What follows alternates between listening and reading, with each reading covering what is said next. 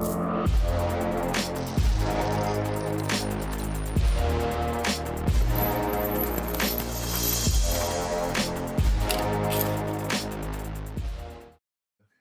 right, so we have Daniel from EOS Nation, one of our sponsors, which is great. And sorry I didn't get that video working. I'll try to do it after this session, just so that the people can see that video that Stefan had. And but Daniel, can you say something just so that we can?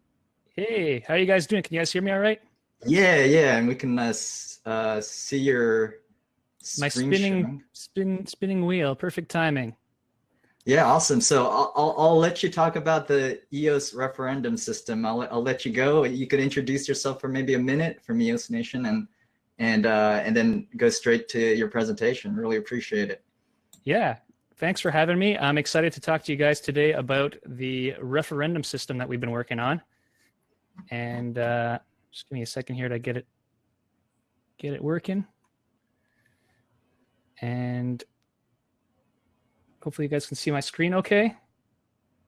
So yeah, the referendum system, it's been something that a number of us from the community have been working on for a little over a month now. And I'm excited to have the opportunity to tell you guys about it. My name's Daniel Keys. I'm an EOS community member. I am the co-founder and COO of EOS Nation. And I've been project managing the EOS referendum system for the, since we started a little over a month ago. So what I'm going to take you guys through today, I'm going to take you through the problem that we're trying to solve. I'd like to talk through the goal, the approach we're going to be taking to solve that problem, the specific proposed solution. I'll take you through a bit of a status update, and then I'll take you through some next steps and acknowledgements for all of those who have been involved in working on this so far. So the problem, EOS has huge potential to be that system that so many of us have faith it'll be the, bringing through that decentralized future. It's what I'm so excited about for EOS. It's why I got on board. I think it has true potential to change the world, but it's in its infant state. The governance layer is still deficient without funding. It's an interim constitution that needs amendment and ratification.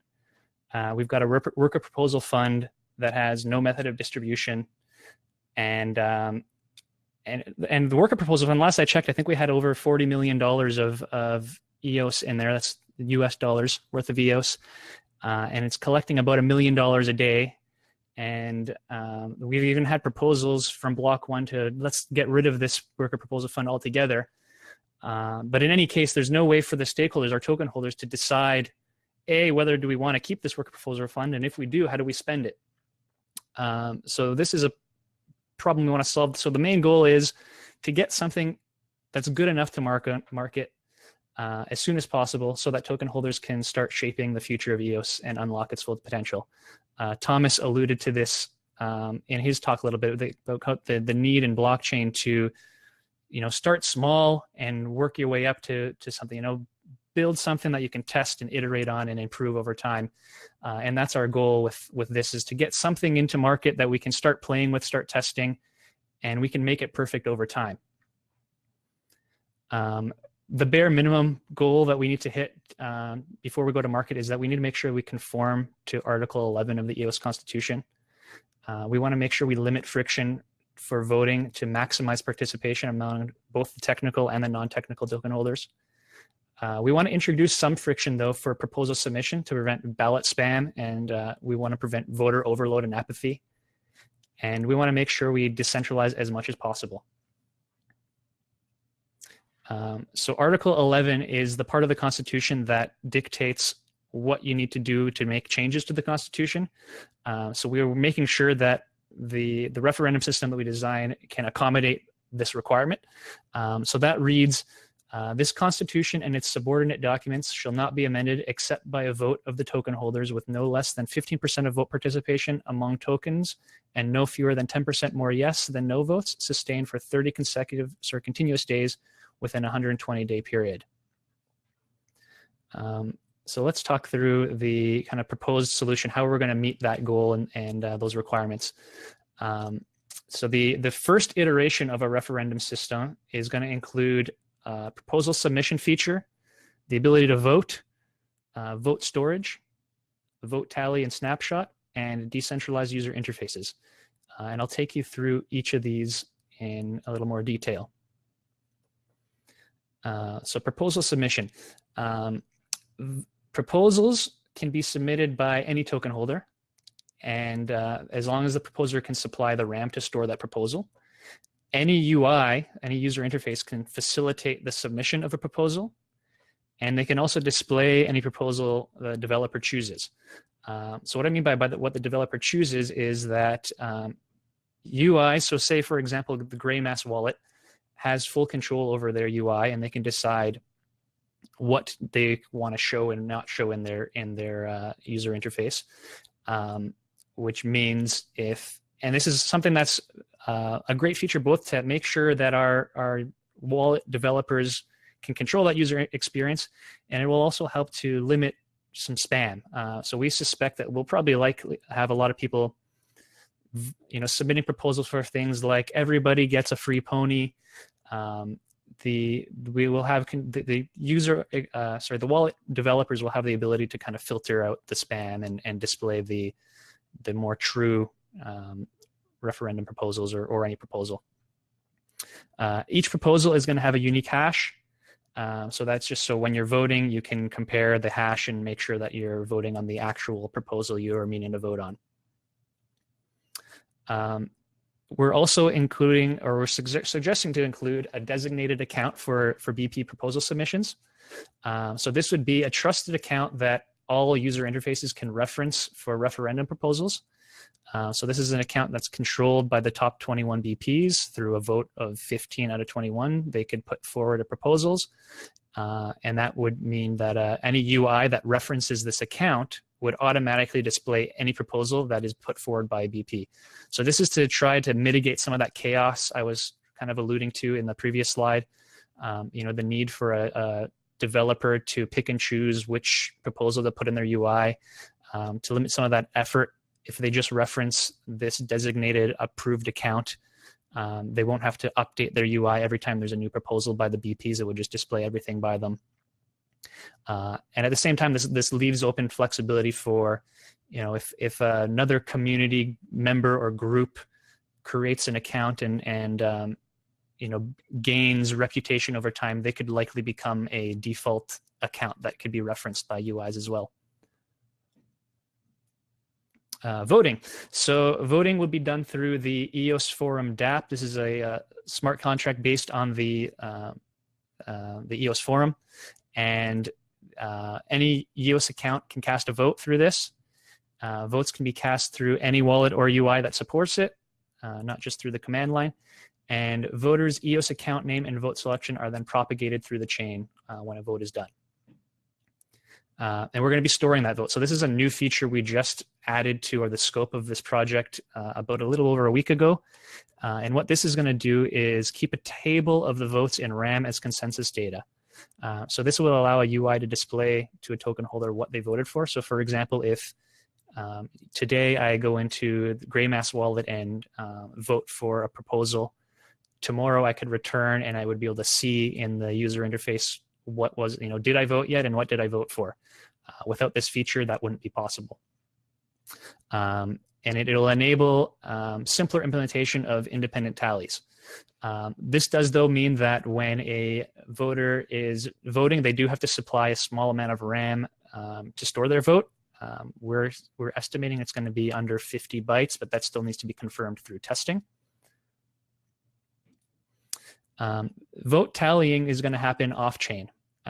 So while the votes and the voters are all stored in RAM in consensus data on-chain, we still need to be able to count how many tokens each of those voters have staked and where those votes are being applied to. So we are going to be building our own MongoDB tally off-chain, which tallies the number of tokens staked towards each proposal choice at a given time. But again, since the tally is off-chain, you can't just query the chain for the results. UIs would need to feed from a custom-built tally results endpoint. we're also going to have a snapshot tool that will take snapshot every hour, every 7,200 blocks, which will allow us to audit the result of an election or of a referendum. This is just one implementation. So we're suggesting that, and we suspect there will be multiple tallies that are built. Again, since this is something off-chain, that all it's doing is taking a count. It would be great if we have multiple versions of this tally system that we could compare results against. And one of the great things with the vote storage that we implemented, which I talked about on the previous slide, is that makes that much easier. So we suspect there'll be likely multiple block producers have their own tally systems built, and other members of the community can build their own. And when we're monitoring the result of a referendum, we can monitor all of them and make sure that they all match and that the results are legitimate. So I've been talking about this kind of throughout. It's the decentralized user interfaces. We designed this as more of a protocol that any user interface, any developer can integrate with. And that was mainly to do with the fact that we want to make sure that token holders can service themselves in the platform that they're most comfortable with. I've been talking about Greymass throughout. Their team's been heavily involved in helping us build this, and they've committed to implementing this into their wallet. So an example would be if I'm a token holder that I've already shared my private key with my Greymass wallet, and I'm skeptical of any web wallets out there or any other tools. Greymass is the one that I trust. It would be unfair to our token holders, I think, to require that they now share their private key in a separate tool so that they can vote on a referendum or on something like a worker proposal. So we've designed this in a way so that any UI can integrate with this feature. That way the token holders don't have to expose their private keys to a new risk. They don't have to learn a new tool to, a new learning curve to get over. And this will hopefully help to increase participation and confidence of all of our token holders. So I mentioned Greymass, EOS Toolkit, EOS Authority, My EOS Kit, and EOS Votes are all interfaces that have committed to supporting this user interface. And again, this is something we've designed that really anybody can decide to support, so we'll likely see this list grow. EOS Votes.io, by the way, is a new interface that we are working on specific to the referendum. It's going to be designed to be kind of an educational hub, as well as a place where you can vote, kind of inform voters of what is a referendum, why they should care, and give them the tools to participate. So here is the current status. The proposal submission feature is built, tested, ready to be integrated with the rest of the features. Our voting tool is as well been built. It's been tested to an extent. The vote storage feature, which was just recently added, hasn't been tested along with the voting yet. But again, that vote storage feature is built as well and currently in testing. Vote tally and snapshot, that's again, we've completed the planning. It's pretty well along the build process and almost ready to be tested. And I've seen already multiple user interfaces already integrating with this. I've seen some screenshots and examples of, I think EOS Toolkit has already implemented some of these features live that can be already played with. And I've seen some screenshots of Greymass with already these features implemented. The last update I heard from the team, it sounds like we're probably within a week or two, we'll be ready to have all these features will be complete and ready to integrate together and test end to end. We can probably start doing some mock referendums and making sure it all works as expected, and iterate from there. So our next steps would be to continue to solicit feedback from the community, something that we've been doing already. You may have seen some of our updates. You may have been in our Telegram chats, something we want to continue. We're going to be completing building our first iteration. We'll be testing that first iteration with a mock referendum, and then hopefully holding the first EOS referendum. Coming later, so I mentioned that this is just our first iteration, something we were planning to improve upon. We'd like to eventually have the ability to tally votes on-chain with Node EOS plugins rather than MongoDB off-chain. We'd like a more automated way for UIs to determine what proposals to display. So I imagine something kind of like a Reddit portal where users can submit ideas for proposals before putting them forward for a vote. Community members can comment, upvote, and the top ones would automatically filter into into the UIs to be voted on. And we'd also like to have the ability for proxy voting. So like it's possible to assign a proxy to vote for you for BP. This is something we'd like to also make possible in our referendum tool. So we've had, I mentioned this is a community effort. We've had a huge amount of help from multiple members of the community. You'll notice most of these are members of block producers. I think that's a kind of a cool testament to the incentives in place in delegated proof of stake. Block producers have a huge incentive to add value to the EOS ecosystem. And this is just evidence of how that's working. We can see all these block producers getting on board to build what I believe is probably one of the most important tools, being working on to, in the next phase of EOS's development. So yeah, thank you to all of the members of the community and block producers who have been helping to build that. I've just been project managing. I'm not a developer myself. It would definitely not be something I could build without the help of all this great talent. And finally, I'll just leave this with you guys. If you go to eosvotes.io, that will take you to a Medium post I did that outlines our roadmap. There's also a link there to our Telegram channel. So if you want to get involved, if you have, for example, have a wallet that you're creating that you want to integrate with us, or if you have feedback, join us on the Telegram channel. We'd be happy to chat and take your feedback and see what we can do about that. So yeah, that concludes my presentation. I'd be happy to take some questions. I can figure out how to. There we go.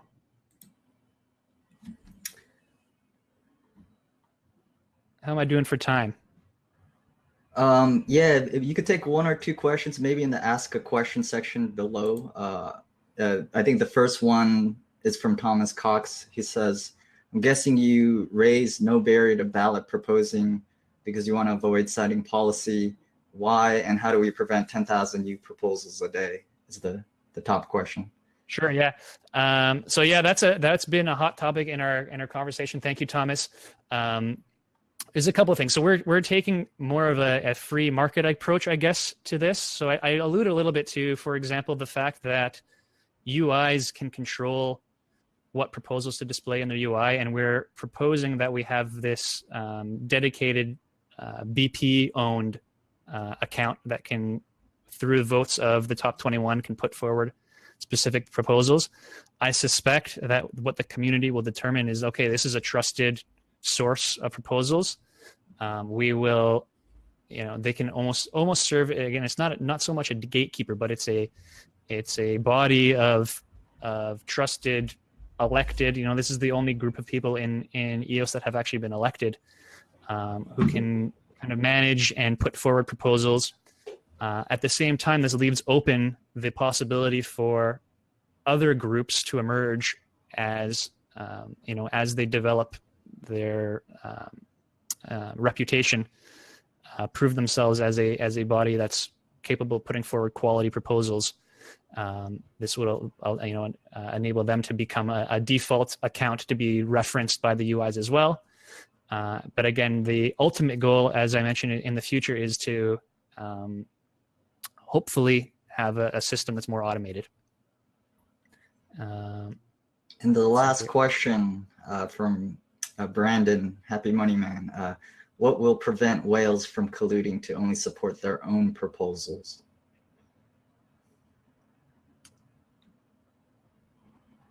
So what will prevent whales from colluding to only support their own proposals? Let's only talk about legitimate proposals from whales. Again, it's going to be up to the token holders as a community to get involved. That's one of the reasons that we want to make the ability to vote as easy as possible. We want everybody in the community to have a voice.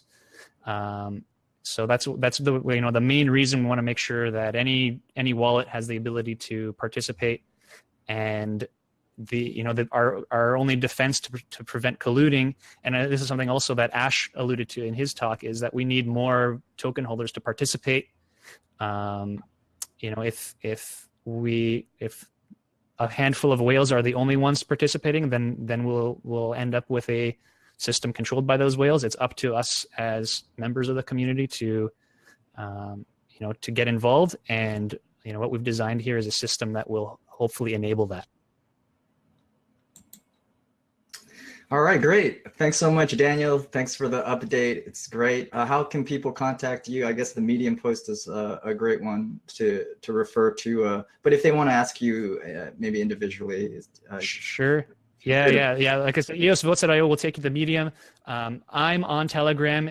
I'll write my handle here in the chat. It's @chillsauce.